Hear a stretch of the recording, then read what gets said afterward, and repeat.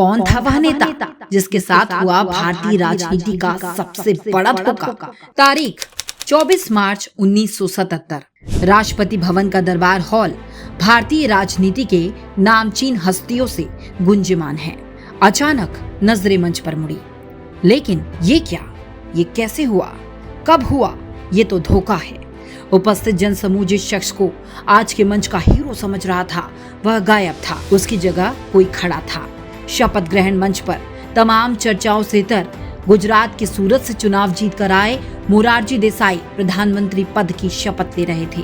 लोगों की नजरों ने अपने अनुमानों के उस हीरो को ढूंढने की कोशिश की, लेकिन शायद उसने सिर्फ मुख्य रोल ही नहीं, पूरे फिल्म ही छोड़ दी थी। उसने कार्यक्रम से दूरी बना ली थी। कौन था वह नेता जिसके साथ हुआ भारतीय राजनीति का सबसे बड़ा धोखा? नमस्कार, जय जोहार, जय भीम। आप देख रहे हैं बहुजन टाइम्स का विशेष कार्यक्रम कहानी हमारे नायकों की। आज हम एक ऐसे महान बहुजन नेता की बात कर रहे हैं जो भारत के संसदीय इतिहास का सबसे बड़ा खिलाड़ी रहा, जिसके नाम लगातार 50 वर्ष तक संसदीय राजनीति का वर्ल्ड रिकॉर्ड दर्ज है, जो आजादी के आंदोलन से लेकर संपूर्ण क्रांति तक संघर्ष का उदाहरण बना, जिसने कृषि मंत्री के रूप में इस देश को हरित क्रांति दी, रक्षा मंत्री के रूप में 1971 के पाकिस्तान को 2 टुकड़े कर दिए, जिसने श्रम मंत्री के रूप में न्यूनतम मजदूरी कानून, ट्रेड यूनियन कानून और बोनस पेमेंट कानून दिया, जिसने पहली बार दलितों को वोटिंग राइट्स दिलवाया, जिसने विमानन मंत्री के रूप में एयर इंडिया और इंडियन एयरलाइंस की स्थापना की, जो 3 बार प्रधानमंत्री बनने से चूक गया, जिसके राजनैतिक प्रभाव से कुंठित लोगों ने बेटे की अंतरंग तस्वीरें छाप बर्बाद करने की साजिश तक रची। बावजूद इसके वह महान नेता भारतीय संसदीय प्रणाली का महानायक बना। जातिगत भेदभाव और राजनीतिक षड्यंत्रों के बावजूद वह भारतीय इतिहास के सबसे बड़े एवं प्रभावशाली बहुजन नायक के रूप में स्थापित हुआ।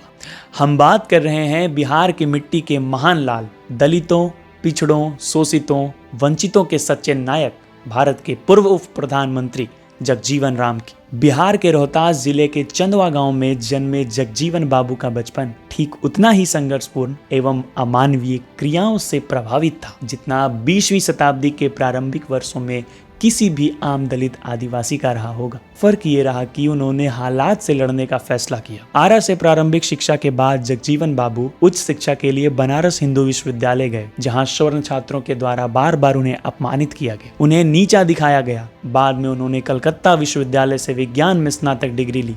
अब तक जगजीवन बाबू समाज के असली रूप और दलितों, वंचितों के संघर्ष को समझ चुके थे। उनके मन में एक आग धधक रही थी। कलकत्ता प्रवास के दौरान ही वे सामाजिक गतिविधियों में शामिल होने लगे। इस दौरान उन्होंने दलितों को एकजुट करने के उद्देश्य से अखिल भारतीय संत रविदास महासभा, खेती हर मजदूर सभा और भारतीय दलित वर्ग संघ की स्थापना की। वे अपने दलित बहुजन भाइयों की दशा को बदलने के लिए रात दिन संघर्ष करने लगे। इसी प्रयास में दलितों को राजनीतिक ताकत देने के लिए सन 1935 में उन्होंने हेमंड कमेटी के समक्ष दलितों को वोटिंग राइट्स देने का मुद्दा जोरदार ढंग से उठाया, जिसे कमेटी को मानना पड़ा।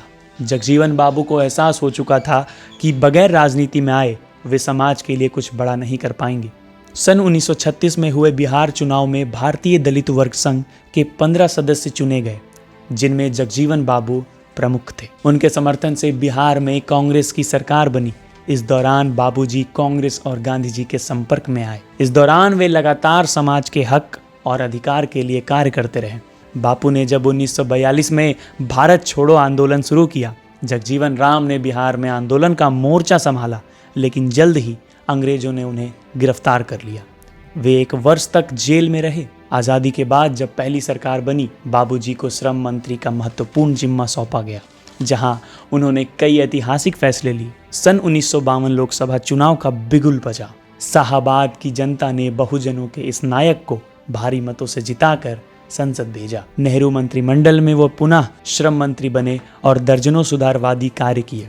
इसके बाद वे लगातार सन 1956, 1962, 1967 और 1970 में कांग्रेस के टिकट पर सासाराम से जीते और केंद्र में विभिन्न पदों पर विराजमान रहे। इस दौरान वे 1969 में कांग्रेस के निर्विरोध अध्यक्ष भी चुने गए। हालांकि आपातकाल के बाद उन्होंने इंदिरा गांधी और कांग्रेस का साथ छोड़ा, अपनी अलग पार्टी बनाई, कांग्रेस फॉर डेमोक्रेसी। आपातकाल के दौरान 1977 के चुनाव में भी वे सासाराम से विजयी रहे।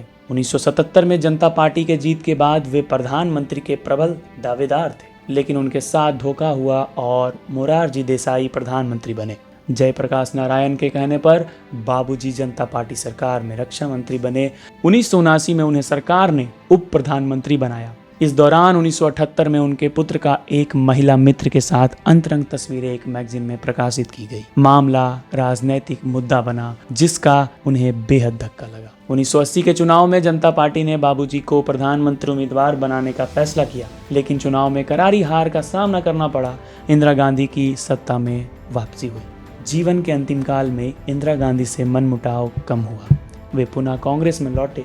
1984 में कांग्रेस के टिकट पर आखिरी बार संसद पहुंचे, लेकिन सासाराम का यह शेर इस बार 5 वर्ष पूर्ण होने से पूर्व ही हमेशा के लिए शून्य हो गया। 6 जुलाई 1986 का वह काला दिन, जब भारतीय संसदीय राजनीति का सबसे बड़ा सिपाही, बहुजनों का मसीहा, इस दुनिया को छोड़ गया। तो ये थी कहानी महान बहुजन नायक जगजीवन राम की। आपको कैसी लगी हमें जरूर बताएं। अगले सप्ताह हम फिर मिलेंगे किसी और बहुजन नायक की कहानी को लेकर। तब तक के लिए जय भीम, जय हिंद।